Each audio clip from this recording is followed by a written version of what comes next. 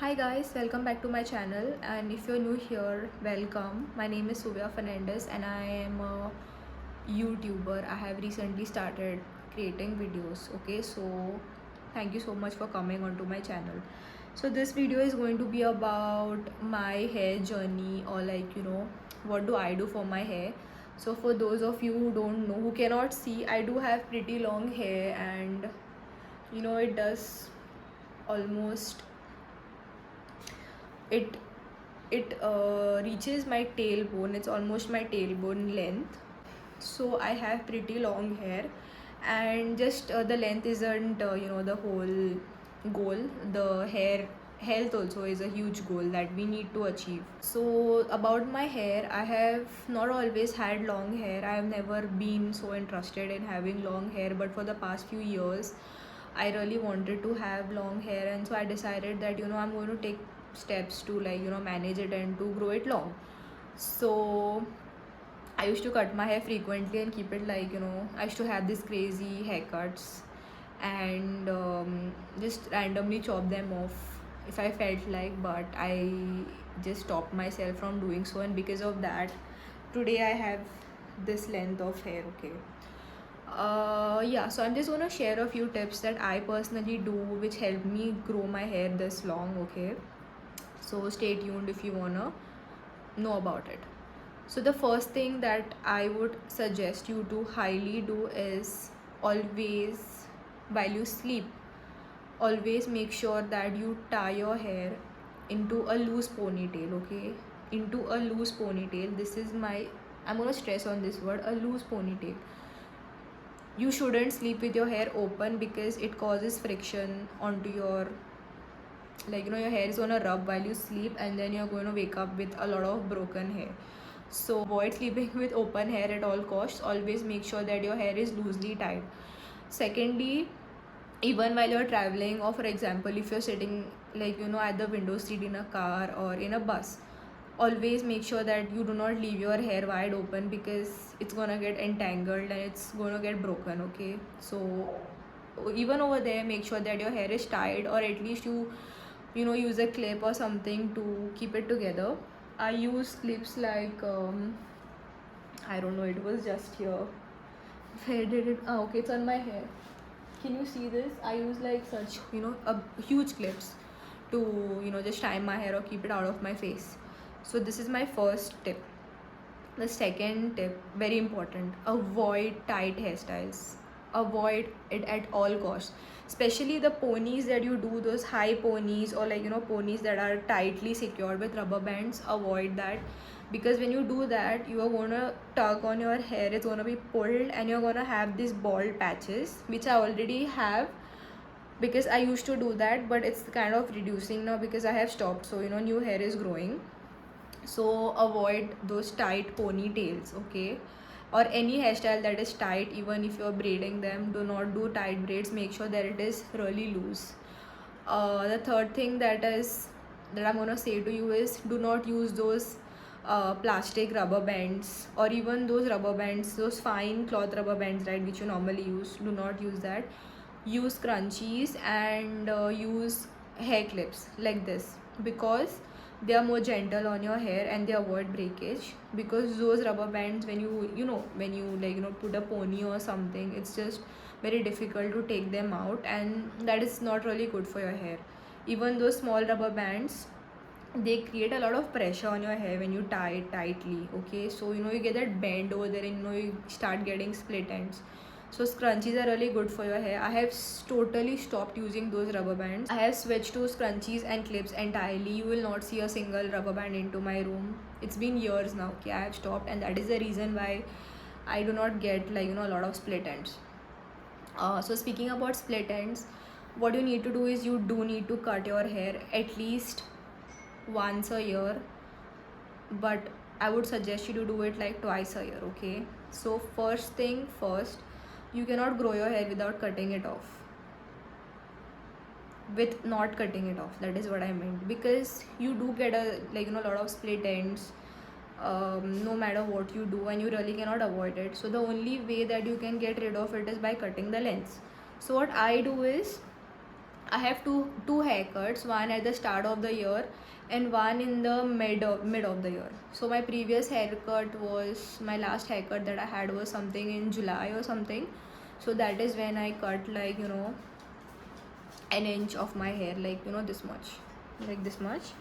And before that I had it in January or something like that, maybe in Feb something. So twice a year I cut them. That makes sure that, you know, it gets rid of all the split end. Yeah, cutting your hair is very important. As I mentioned, it's not really necessary to cut huge amounts, but you cannot really keep healthy hair without cutting off the dry ends, because when as your hair grow, you know, your hair really does not have any kind of nutrients in it, because it's all dead hair, right? It grows out of your scalp, so all of this is just a dead body part. It's not at all alive.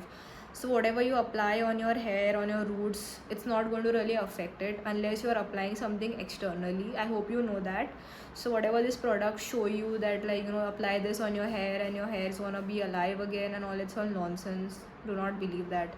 The only way you can get rid of the dry ends is either getting some chemical procedure done or else just cutting it off. So I would suggest you to just cut it off. Also avoid bleaching your hair. That is a big no. I used to do that a lot and it just kills your hair. Okay, it kills it.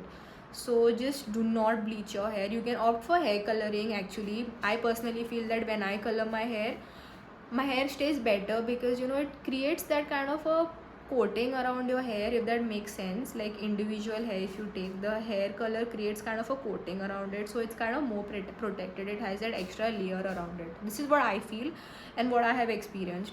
So I go for like darker hair colors, like dark brown or, like, you know, natural brown or something, and I get the packets at home and I do it. I don't really go. I used to go to the parlor before and bleach it and all, but I have stopped, and I suggest all of my friends to just stop bleaching. That is the worst thing that you can do to yourself. Okay, just don't. What else? Yeah, I also oil my hair, but I don't do it that often, so I'm not going to like lie and, you know, give you suggestions, because it would be a lie. But oiling your hair also is really good. I used to use this mixture of coconut oil, almond oil and vitamin E capsules, and, like, you know, massage it and wash it after 2 to 3 hours. And, you know, after I washed it, it used to be really nice. So you can definitely try that out. I never tried all this onion oil and this oil and that oil. It's not really necessary. Also, conditioner is very important because it tames the frizz. So after you wash your hair, make sure that you use conditioner and keep it on for a suitable amount of time, because if you wash it off immediately, it's not going to make any sort of a difference. So another thing is that avoid using plastic combs. I have stopped using it. I have a neem wood comb. I really cannot find it right now. It was here and I'm not going to get up and find it. So a neem wood comb is really good. You get it for like 150 or something on Flipkart, and it smells good and it's good for your hair. So you can opt for a neem, any wood comb, but that's neem, and neem is said to be good. So I use that. It's been a long time, I think almost a year, and I'm using that. It's really beneficial, you know, for your hair. So you can definitely go for that. So a neem, a wood comb, a wooden comb basically. So be it heat styling tools like hair dryers or hair straighteners, hair curlers, just avoid it. And even if you're using it, make sure that you use a good heat protectant, because that's gonna just fry off your hair and it's really bad. I used to do that a lot and I suffered because of that. Your hair gets brittle and frizzy and it looks good only at that time, but once you wash it off, you know, you realize how much of a damage that has happened.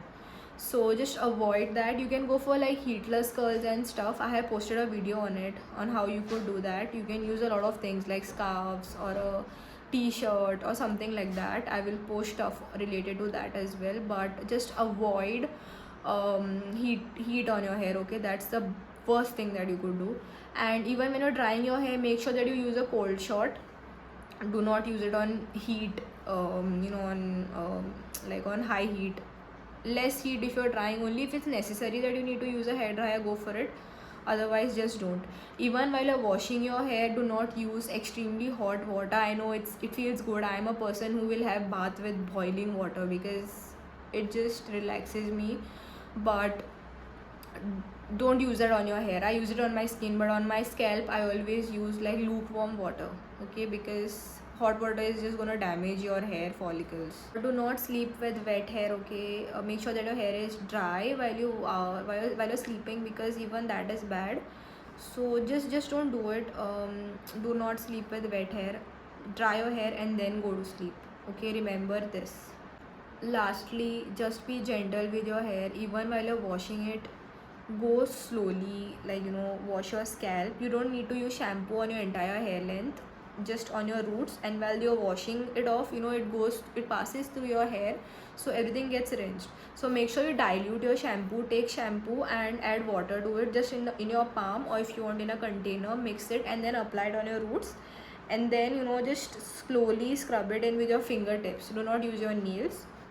Scrub it in and wash it off, okay. Do not harshly do that. Don't do this, or like, this and all of that. Don't do that. Just be gentle and let the water pass out. Even while you use your conditioner, make sure you run through your hair like this. Do not go and do that. And conditioner, you just need to use it on your hair length. So where I use it normally is from here to here, okay. Not above that, because on the top of your head you have healthy hair, so it's just grown out. But these are more dry because it's been there for a long time, right? So yeah, use good amount of hair conditioner at the bottom of your hair. And also, if you want, every day you could just take some amount of oil and apply it only on the tips. That keeps your tips nourished, and it also avoids split ends. So I think that is all for this video. I hope you have taken down your points and do use these points, and incorporate them in your daily life, because it really helps and it does make a difference. So if this video has helped you, make sure you share it with someone. Also, like this video, comment on it, and do subscribe to my channel for more such content. Thank you so much for watching, and have a great day.